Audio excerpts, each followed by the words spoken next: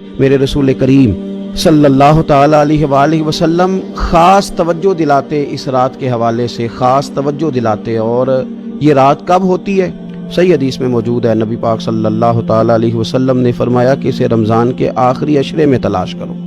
گویا یہ جو 5 طاق راتیں ہیں نا، 21ویں، 23ویں، 25ویں، 27ویں، 29ویں، ان طاق راتوں میں اس رات کو تلاش کرو.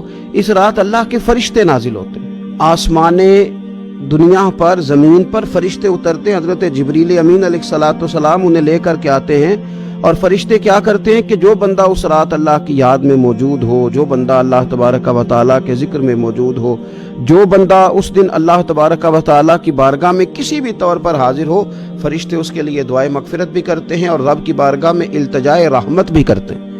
اور ایک روایت میں ہمیں یوں بھی ملتا ہے کہ فرشتے اسے مصافحہ بھی کرتے ہیں، ہاتھ بھی ملاتے ہیں. دل کے دروازے کھولنا سیکھو تو پھر یہ دل روشن ہوگا. پھر اس میں سے جو نکلے گا نا نور، وہ تمہیں بھی چمکائے گا اور جو تمہارے ساتھ بیٹھے گا اسے بھی چمکا دے گا.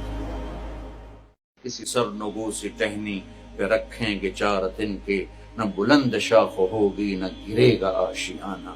چھوٹا بننا سیکھ لو، اللہ بڑا کر دے گا. معاف کرنا سیکھ لو، اللہ عزت دے دے گا.